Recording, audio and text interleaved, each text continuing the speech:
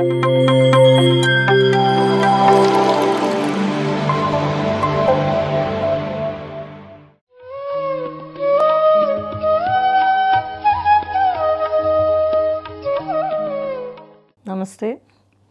ನನ್ನ ಹೆಸರು ಸತ್ಯಾದೇವಿ. ನಾನು ಮಂತ್ರಾಲಯ ಹತ್ರ ನಂದವರದಿಂದ ಬಂದೀನಿ. ಇಲ್ಲಿ ಪಿರಮಿಡ್ ವ್ಯಾಲಿಗೆ ಬುದ್ಧ ಪೌರ್ಣಮಿ ಸಲುವಾಗಿ ಅಲ್ಲಿ 3 days ಪ್ರೋಗ್ರಾಮ್ಸ್ ಎಲ್ಲ ಅಟೆಂಡ್ ಮಾಡಿದ್ವಿ. ತುಂಬ ಆನಂದ. 90% ಕನ್ನಡಿಗರೇ ಬಂದಿದ್ದಾರೆ. ಒಂದು ಅವಕಾಶ ಸಿಕ್ಕಿದೆ, ಅದಕ್ಕೆ ನಾನು ಇಲ್ಲಿಗೆ ಬಂದಿದ್ದೆ. ಮೊದಲು ನಾನು ಚಿಕ್ಕ ವಯಸ್ಸಿನಿಂದ ಆಧ್ಯಾತ್ಮಿಕದ ಕಡೆ ಕ್ವಶನ್ಸ್ ಬರ್ತಾಯಿದ್ದವು. ಅಂತರಾತ್ಮನಲ್ಲಿ ಒಂದು ಇಂಟ್ಯೂಷನ್ ಅಂತ ಆ ಥರ ಆಗ್ತಾಯಿತ್ತು. ಚಿಕ್ಕ ವಯಸ್ಸಿನಿಂದ ಆ ಥರ ಇದು ದೊಡ್ಡವ್ರನ್ನ ಹೇಳ್ಬೇಕಂದ್ರೆ ಒಂಥರ ಭಯ. ಚಿಕ್ಕ ವಯಸ್ಸಿನಲ್ಲಿ ಒಳ್ಳೆ ಮೂವೀಸು, ಭಕ್ತ ಪ್ರಹ್ಲಾದ ಇಂಥವೆಲ್ಲ, ಲೇತ ಮನಸ್ಸು ಮಕ್ಕಳಿಗೆ ಮೂವೀಸೇ ತೋರಿಸ್ತಾಯಿದ್ರು. ನಮ್ಮ ತಂದೆಯವ್ರ ತಾಯಿ ನಮ್ಮ ಮನೆಗೆ ಬಂದರೆ ಅವರು ವೆಜಿಟೇರಿಯನ್ನು, ಪ್ಯೂರ್ ವೆಜಿಟೇರಿಯನ್. ಅವರೆಲ್ಲ ಮಡಿ ಆಚಾರ ಆ ಥರ. ನಮ್ಮ ತಾಯಿ ಮಾಡಿದ್ದು ಅವರು ಊಟ ಮಾಡ್ತಾಯಿಲ್ಲ. ಯಾಕೆ ಅದು ತಪ್ಪ ಅಂತ ನನಗೆ ಅಂತರಾತ್ಮ ಹೇಳ್ತಾಯಿತ್ತು.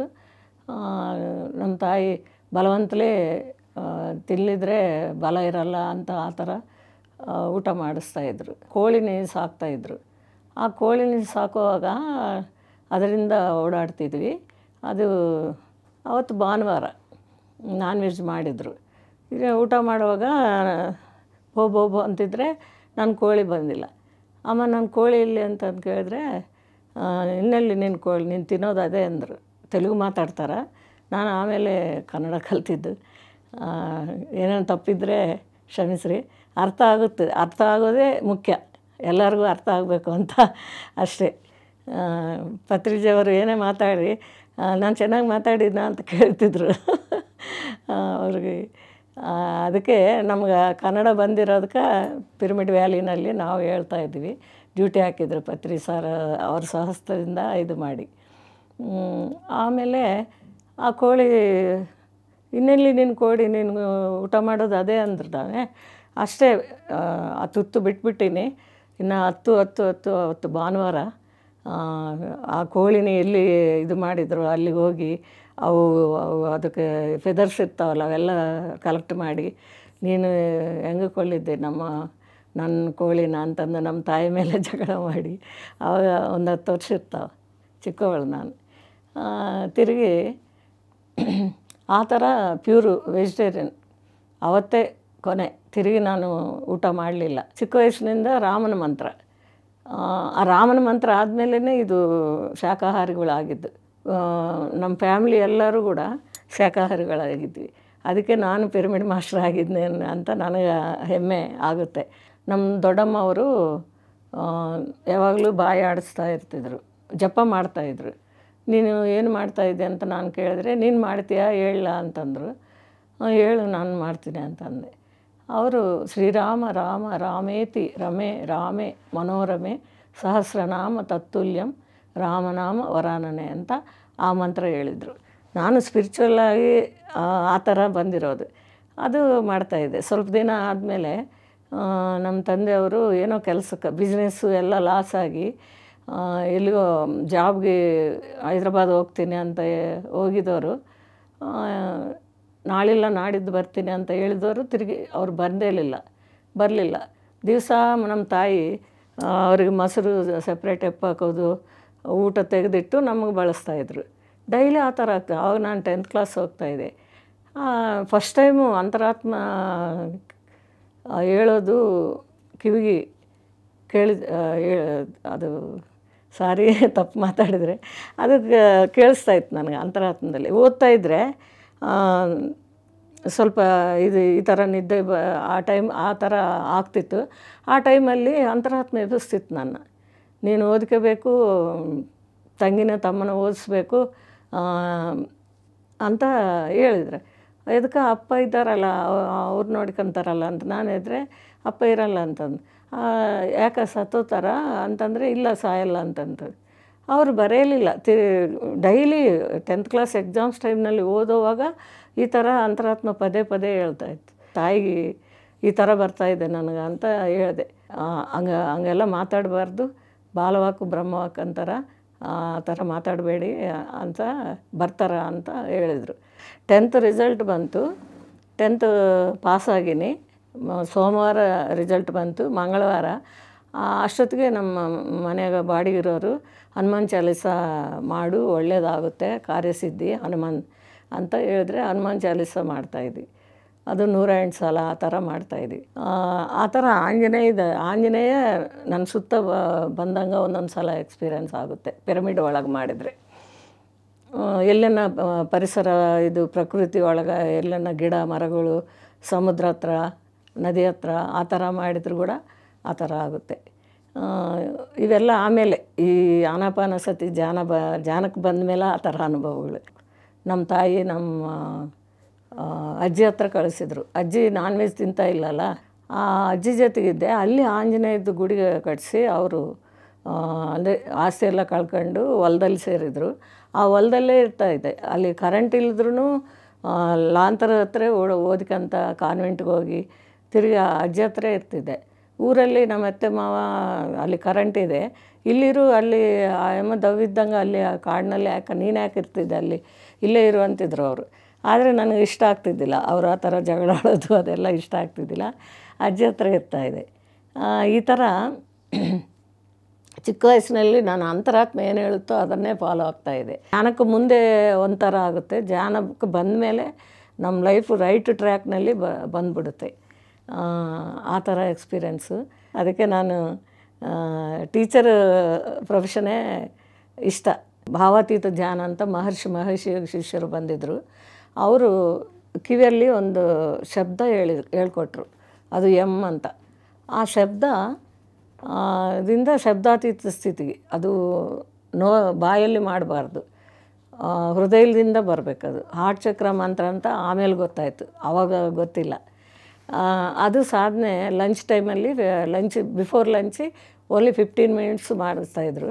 ಎರ್ಲಿ ಮಾರ್ನಿಂಗು ವರ್ಕು ಸ್ಟಾರ್ಟಕ್ಕೆ ಮುಂಚೆ ಎರ್ಲಿ ಮಾರ್ನಿಂಗು 1 ಅವರ್ ಬಿಫೋರ್ ಹೋಗಬೇಕು. ಆವಾಗ ಯೋಗ ಮಾಡಿಸ್ತಿದ್ರು. ಯೋಗ ಧ್ಯಾನ ಎರಡು ಸಿಕ್ಕಿದ್ವು ನನಗೆ. ಯೋಗ ಧ್ಯಾನ ಎರಡು ಕಣ್ಣು ಥರ. ಅದು ಧ್ಯಾನ ಅನ್ನೋದು ರೈಟ್, ಇದು ಯೋಗ ಅನ್ನೋದು ದೇಹಕ್ಕೆ, ಧ್ಯಾನ ಅನ್ನೋದು ನಮ್ಮ ಮನಸ್ಸಿನ ಇದು ಮಾಡೋಕ್ಕೆ. ಆ ಥರ ಆವಾಗೇ ನನಗೆ ಹಾರ್ಟ್ ಚಕ್ರ ಓಪನ್ ಆಗಿದ್ದೇನೋ ಆ ಮಂತ್ರದಿಂದ. ಎಲ್ಲ ಪ್ರಕೃತಿಗೆ ಕನೆಕ್ಟ್ ಆಗಿಬಿಟ್ಟಿನಿ ನಾನು ಚಿಕ್ಕ ವಯಸ್ಸಿನಿಂದನೂ. ಒಂದೊಂದು ಹಂತವಾಗಿ ಬಂದಿದ್ದು. ಅಜ್ಜಿ ಹತ್ರ ಇರೋವಾಗ ಗೋಡೆ ಮೇಲೆ ಬ್ಲ್ಯಾಕ್ ಕಾಡ್ಗುತನ ವೈಟ್ ಸುಣ್ಣದ ಗೋಡೆ ಮೇಲೆ ಡಾಟ್ ಇಟ್ಟು, ಅದು ತ್ರಾಟಕ ಅಂತಾರೆ ಧ್ಯಾನ. ಅದಕ್ಕೆ ಕಾನ್ಸಂಟ್ರೇಷನ್ ಮಾಡ್ತಾ ಕಣ್ಣು ತೆರೆದೆ ಅದನ್ನು ನೋಡ್ತಾ ಅದು ಥರ್ಡ್ ಐ ಆ್ಯಕ್ಟಿವೇಶನ್ ಆಗುತ್ತೆ. ಅದು ಮಾಡಿಸ್ತಾಯಿದ್ರು. ಹಾಗೆ ಮೇವು ಹಾಕೋದು, ರಾತ್ರಿ ಹೊತ್ತೇ ಆ ಕತ್ತಲದಲ್ಲೇ ಲಾಂತರ ತಗೊಂಡೋಗಿ ಹುಲ್ಲು ಕೊಯ್ಕೊಂಬರ್ತಿದ್ರು. ಒಂದು ಸಲ ನಾನು ಪ್ರತ್ಯಕ್ಷ ನೋಡೀನಿ, ಹುಲ್ಲು ಜೊತೆಗೆ ಹಾವನ್ನು ಕೊಯ್ಬಿಟ್ರು ಅವರು. ಆ ಥರ ಅವ್ರಿಗೆ ಭಯನೇ ಇಲ್ಲ. ಆ ಥರ ಅವ್ರ ಜೊತೆಗೆ ನಾನು 9 ತಿಂಗಳು ಇರೋದು ತುಂಬ ನನಗೆ ಒಳ್ಳೆಯದಾಗಿದೆ. ಇಲ್ಲಿ ಜಾಬ್ ಬಂದಮೇಲೆ ಇದು ಆನಾಪಾನಸತಿ ಅಲ್ಲ, ಭಾವಾತೀತ ಧ್ಯಾನ ಮಹರ್ಷಿ ಮಹೇಶ್ ಯೋಗಿ ಅವ್ರದ್ದು ಟ್ರಾನ್ಸೆಂಡೆಂಟಲ್ ಮೆಡಿಟೇಷನ್ ಅಂತಿದ್ರು. ಅದು ಮಾಡುವಾಗ ಈ ವನಿತಾ ಬುಕ್ಕಲ್ಲಿ ನನ್ನ ಆರ್ಟಿಕಲ್ಸ್ ಬರ್ತಾಯಿದ್ವು. ಆ ವನಿತಾ ಬುಕ್ಕು ನಮ್ಮ ಯಜಮಾನರು ತಿರುಪತಿನಾಗ ಓದ್ತಿದ್ರು, ಅವ್ರ ಹೆಸರು ಕುಮಾರ ಸಾಮ್ರಾಜ. ಯಾರೋ ಫ್ರೆಂಡ್ ರೂಮಲ್ಲಿ ನೋಡಿದ್ರಂತ ಬುಕ್ಕು. ಅದರಲ್ಲಿ ಕಲಂ ಶ್ರೀಹಂ ಕಾಲಮ್ನಲ್ಲಿ ನಂದು ಎಲ್ಲ ನನಗೆ ಹಾಬೀಸು ಎಲ್ಲ ಬರೆದಿದ್ದೆ. ಹೂವಿನ ತೋಟ ಬೆಳೆಸೋದು, ಕವಿತಾ ಕತೆ ಬರೆಯೋದು, ಇಲ್ಲಿ ನಾನು ಇಂಟರ್ಮೀಡಿಯೇಟ್ ಓದ್ತಾಯಿದ್ದೀನಿ ಅಂತ ಎಲ್ಲ ನನ್ನ ವಯಸ್ಸು ಎಲ್ಲ ಅಡ್ರೆಸ್ಸು ಬರ್ತಿದ್ದೆ. ಅವರು ಹಾಲಿಡೇಸ್ಗೆ ನಾವು ಊರಿಗೆ ಹೋಗ್ತಾಯಿದ್ವಿ. ಆವಾಗ 4 ಲೆಟರ್ಸ್ ಬಂದಿದ್ವು. ಆ ಥರ ನಾನು ಕನ್ನಡ ಫ್ಯಾಮ್ಲಿಗೆ ಬಂದಿದ್ದೆ. ಚಿಕ್ಕ ವಯಸ್ಸಿನಲ್ಲೇ ನಾನ್ ವೆಜ್ ಬಿಟ್ಟಿದ್ದು. ಇವರು ಲಿಂಗಾಯತರು. ಈಗ ನನ್ನ ಮಗನಿಂದನೇ ಇಲ್ಲಿ ಬೆಂಗಳೂರು ಸೇರಿದ್ದು. ಮಗ ಇಲ್ಲೇ ಜಾಬ್ ಮಾಡ್ತಾನೆ. ಪಿರಮಿಡ್ ವ್ಯಾಲಿಗೆ ಸಿಕ್ಕಿದ್ದು ನನಗೆ ಇಂದಲ್ ಜನ್ಮ ಪುಣ್ಯ. ಪತ್ರಿಜಿ ಅವರು ಇವರೇ ದೊಡ್ಡವರು. ಆ ಫ್ಯಾಮ್ಲಿನಾಗ ನಾನು ದೊಡ್ಡ ಸೊಸೆಯಾಗಿ ಬಂದೀನಿ.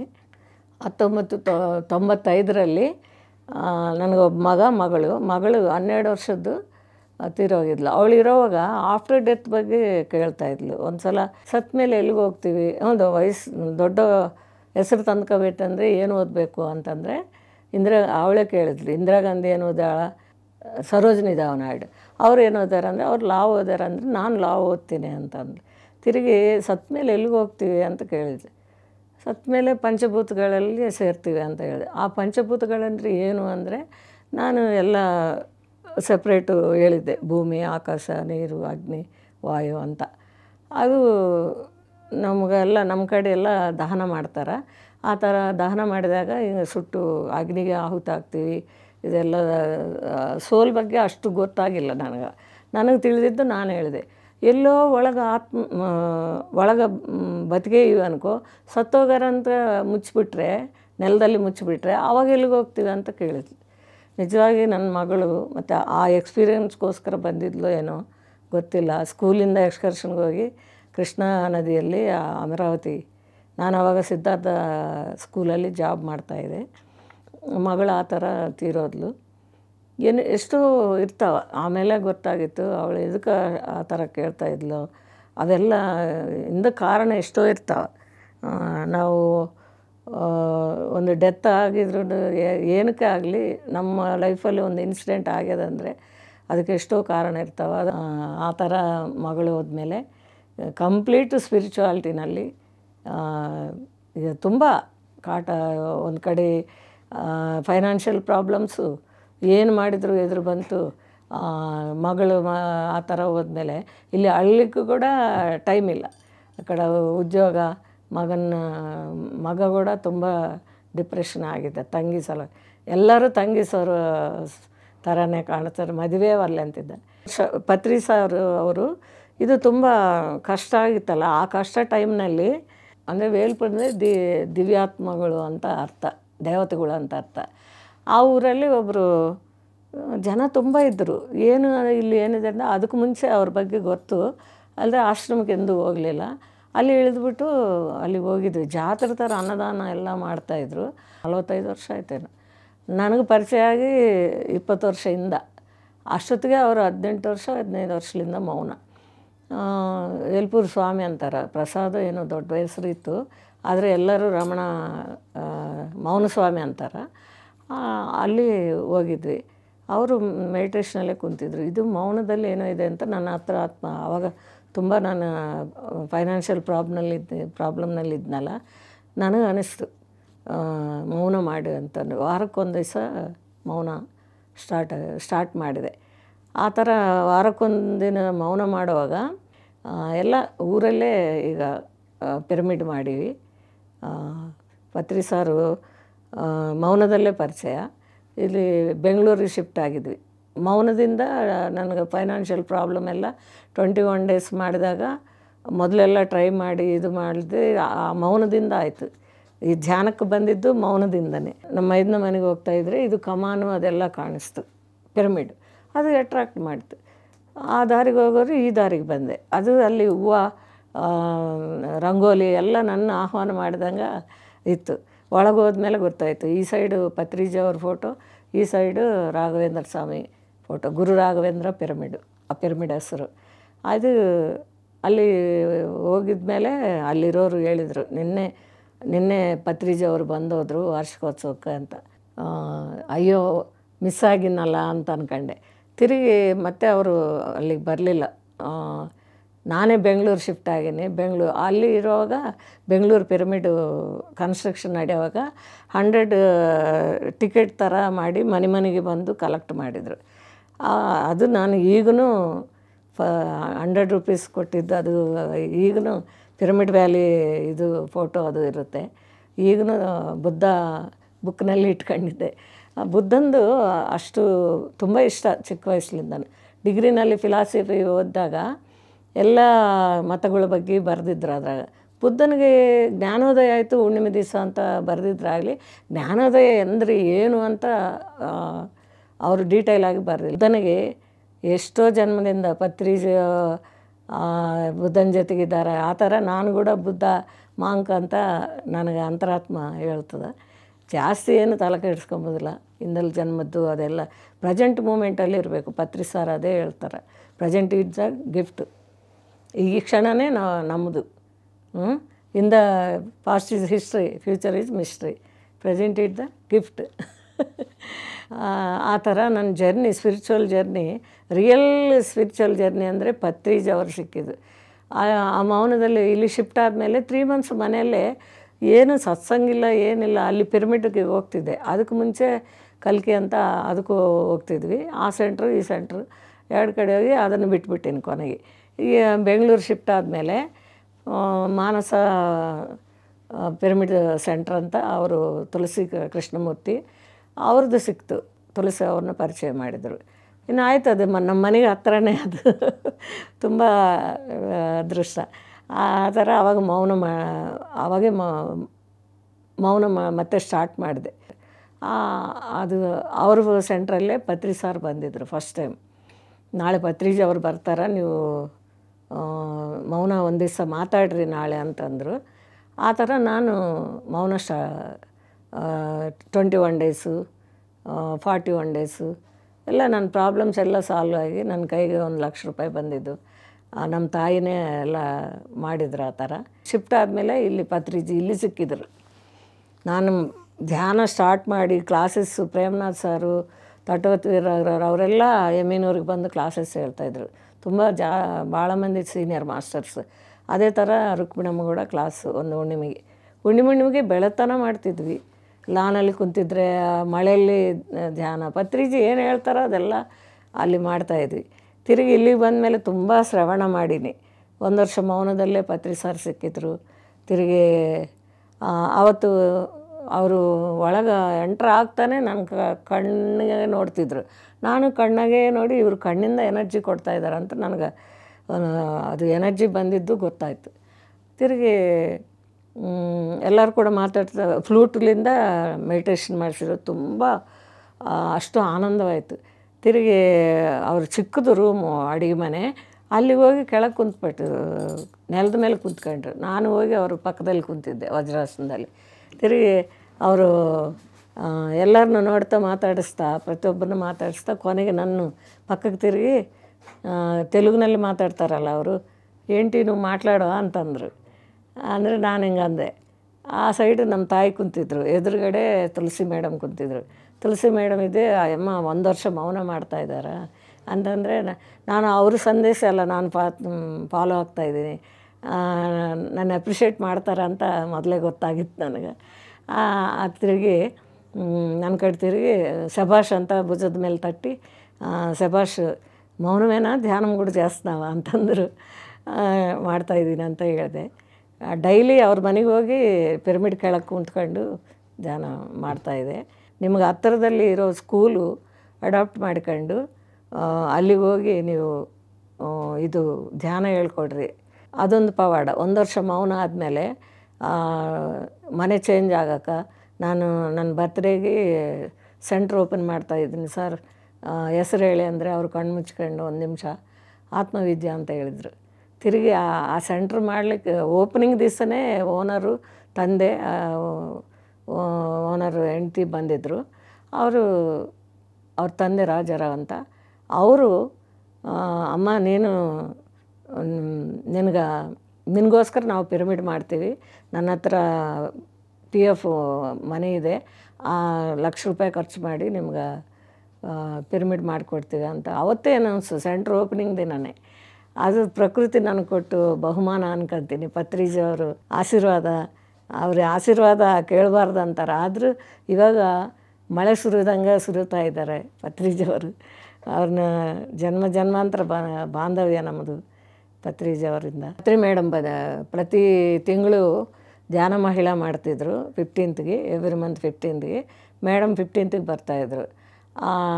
16th ಏಪ್ರಿಲ್ 16 ನಾನು ಮೌನ ಯಾವಾಗ ಮೌನದಿಂದ ಬಿಟ್ಟು ಉಗಾದಿ ಟು ಉಗಾದಿ ಮೌನ ಮಾಡೀನಿ. 2009 ಉಗಾದಿ ಮಾರ್ಚ್ 27, 2010 ಉಗಾದಿ ಏಪ್ರಿಲ್ 16 ಅದೇ ದಿವಸ ನಮ್ಮ pyramid open ಪತ್ರಿ sir Swarnamala ಮೇಡಮ್ನಿಂದನೇ open ಆಗಿತ್ತು. ತಿರುಗಿ ವಾರ್ಷಿಕೋತ್ಸವಕ್ಕೂ ಬಂದಿದ್ದರು ಅವರು.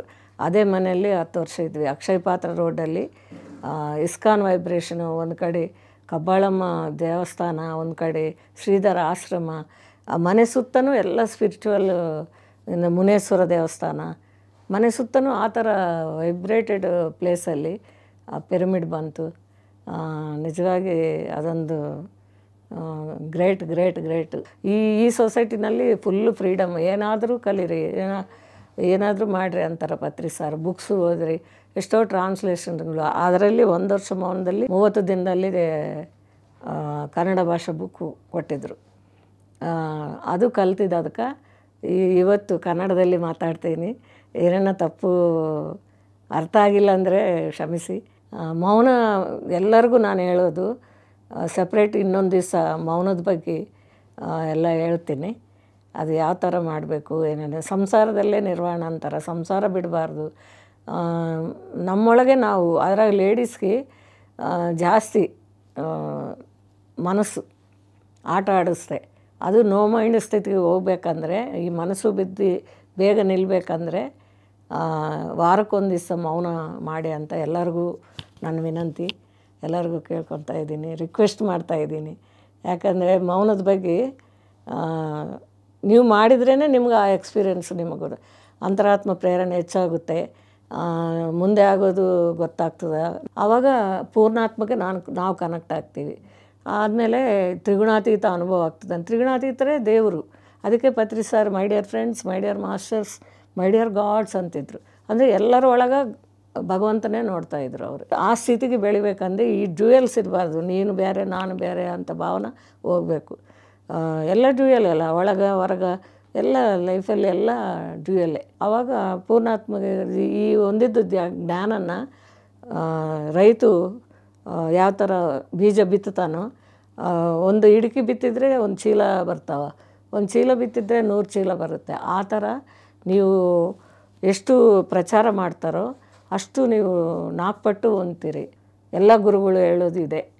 ಎಷ್ಟೋ ಮಂದಿ ಗುರು ಸ್ಥಾನದಲ್ಲಿರೋರು ಕೂಡ ಭ್ರಷ್ಟರಾಗ್ಯಾರ. ಅದು ಅವ್ರವರು ಡಿಸೈನ್ ಅನ್ಕೋಬೋದು. ಅದಕ್ಕೆ ಇದೆಲ್ಲ ಎಷ್ಟು ಅಯ್ಯಪ್ಪ ಪಿಂಡೆ ಅವರು ನಂದು ಶ್ವಾಸ ವಿಜ್ಞಾನ ಜ್ಯೋತಿ ಬುಕ್ಕು ಕನ್ನಡದಲ್ಲಿ ಮಾಡಿದ್ದೆ ಅನುವಾದ. ಆ ಬುಕ್ಕು ಅವರೇ ಪ್ರಿಂಟ್ ಮಾಡಿಸಿದ್ರು. ಅವರು 5,000 ಪ್ರಿಂಟ್ ಮಾಡುವಾಗ ನಾನು 1,000 ಕಾಪಿ ನಾನು ಪ್ರಿಂಟ್ ಮಾಡಿಸಿ ಅವರೇ ಮನೆಗೆ ತಂದು ಕೊಟ್ಟರು. ಅಯ್ಯಪ್ಪ ಪಿಂಡಿ, ಅನಿತಾ.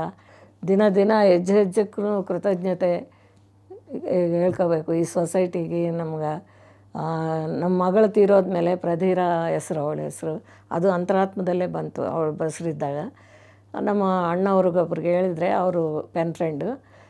ಪ್ರಾ ಅಂದರೆ ಮಿಕ್ಕಿಲಿ ಅಂತ, ಧೀರ ಅಂದರೆ ಧೈರ್ಯವಾಗಿದ್ದು, ಮಿಕ್ಕಿಲಿ ಧೈರ್ಯವಂತರು ಅಂತ ಹೇಳಿದರು. ಆಮೇಲೆ ಶಬ್ದ ಬೇರೆ ಬುಕ್ನಲ್ಲಿ ನಾನು ಓದಿದಾಗ ಅದರಲ್ಲಿ ಧೀ ಅಂದರೆ ಸೋಲ್ಗಿ ಧೀ ಅಂತ, ಧಿಯೋ ಯೋನಃ ಪ್ರಚೋದಯತ್ ಅಂತೀವಲ್ಲ ಗಾಯತ್ರಿ ಮಂತ್ರದಲ್ಲಿ. ಆ ಥರ ಪ್ರಾ ಅಂದರೆ ವಿಶಿಷ್ಟವಾದ ಜ್ಞಾನಿ ಅಂತ ನನಗೆ ಈ ಮೆಡಿಟೇಷನ್ಗೆ ಬಂದ ಮೇಲೆ ಗೊತ್ತಾಯಿತು. ಈಗ ಮಗಳ ಹೆಸರಲ್ಲಿ ಚಾನಲ್ ಮಾಡ್ತಾಯಿದ್ವಿ, ಪ್ರತಿರ ಮೆಡಿಟೇಷನ್ ಚಾನಲ್ ಫಾರ್ ಚಿಲ್ಡ್ರನ್. ಅಂದರೆ ಹೆಣ್ಮಕ್ಳಿಗೆ ಆ ಥರ ಕ್ವಶನ್ಸ್ ಜಾಸ್ತಿ ಇರ್ತಾವೆ. ಒಂದು ಹೆಣ್ಣು ಅವ್ರಿಗೆ ಧ್ಯಾನ ಕಲಿಸಿದ್ರೆ ಮುಂದೆ ಅವರೇ ಒಂದು ಮನೆಗೆ ಕುಟುಂಬಕ್ಕೆ ಇದು ಆಗ್ತಾರೆ. ಆ ಥರ ಲೀಡರ್ಸನ್ನ ತಯಾರು ಮಾಡಬೇಕು, ಜ್ಞಾನಿಗಳನ್ನು ತಯಾರು ಮಾಡಬೇಕು. ಅದಕ್ಕೆ ಮಕ್ಕಳಿಗೆ womens plus women and children ಅವ್ರಿಗೆ ಹಂಚಬೇಕು ಅಂತ, ಅದೇ ಕೊನೆ ಅಂತಿಮ ಧ್ಯೇಯ. ಉಸಿರಿರೋರಿಗೆ ಈ ವಿದ್ಯೆನೇ ಎಲ್ಲರಿಗೂ ಸ್ಪ್ರೆಡ್ ಮಾಡೋದೇ ನಮ್ಮ ಕೆಲಸ. ನನಗೆ ಬಂದಿದ್ದು ಸಂದೇಶನೇ ಅದು. ಅದನ್ನೇ ನಾನು ಮಾಡ್ತಾಯಿದ್ದೀನಿ ಈಗ. ತನ್ ಮನ್ ಧನ್ ಅಂತಾರಲ್ಲ, ಆ ಥರ ನಾವು ಇದನ್ನು ಹಂಚ್ತಾ ಇರಬೇಕು. ಪತ್ರಿಜಿ ಅವರ ಋಣ ತೀರ್ಸ್ಕೊಳಕ್ಕಾಗಲ್ಲ. ಉಸಿರಿರೋವ್ರಿಗೆ ಮಾತ್ರ ಈ ಶ್ವಾಸದ ಮೇಲೆ ಗಮನ ಅಂತ ಹೇಳಬೇಕು. ನೀವು ಮಾಡಿರಿ, ನಿಮ್ಮ ಅಕ್ಕಪಕ್ಕ ಇರೋರಿಗೆ ಕೂಡ ಕೈಲಿ ಮಾಡಿಸಿ. ಗ್ರೂಪ್ ಮೆಡಿಟೇಷನ್ನಿಂದ 10 ಪಟ್ಟು ಎನರ್ಜಿ, ಪಿರಮಿಡ್ಲಿಂದ ಇಲ್ಲಿ ನಂದವಾರದಾಗ ಅದೇ ಹೆಸರು ಇಟ್ಟಿವಿ, ಆತ್ಮವಿದ್ಯಾ ಪಿರಮಿಡು. ತಾವೆಲ್ಲರೂ ಬರಬೇಕು, ಮಂತ್ರಾಲಯಕ್ಕೆ ಬರೋರೆಲ್ಲರೂ ನನ್ನ ಹತ್ರ ಬರಬೇಕು. Thank you thank you thank you. Patriji ಅವರಿಗೆ, ನನ್ನ ಹಡೆದ ತಂದೆ ತಾಯಿಗೆ, ಕೃಷ್ಣಂರಾಜು, ಪದ್ಮಾವತಿ ಅಮ್ಮ, ಸ್ವರ್ಣಮಾಲಾ ಅಮ್ಮಕ್ಕೂ ಎಲ್ಲರಿಗೂ, ಇದು ಎಷ್ಟೋ ಜನ ಫ್ರೆಂಡ್ಸ್ ಇದ್ದಾರೆ, ಅವರೆಲ್ಲರಿಗೂ ಪರಿಪೂರ್ಣವಾಗಿ ನನ್ನ ಸಾಷ್ಟಾಂಗ ಪ್ರಣಾಮಗಳು, ಕೃತಜ್ಞತೆಗಳು ಸಲ್ಲಿಸ್ತಾ ಇದ್ದೇನೆ. PMC ಕನ್ನಡ ಚಾನೆಲ್ ಅನ್ನು ಲೈಕ್ ಮಾಡಿ, ಶೇರ್ ಮಾಡಿ, ಸಬ್ಸ್ಕ್ರೈಬ್ ಮಾಡಿ ಮತ್ತು ಮಾಡಿಸಿ. ಎಲ್ಲರಿಗೂ ಧನ್ಯವಾದಗಳು.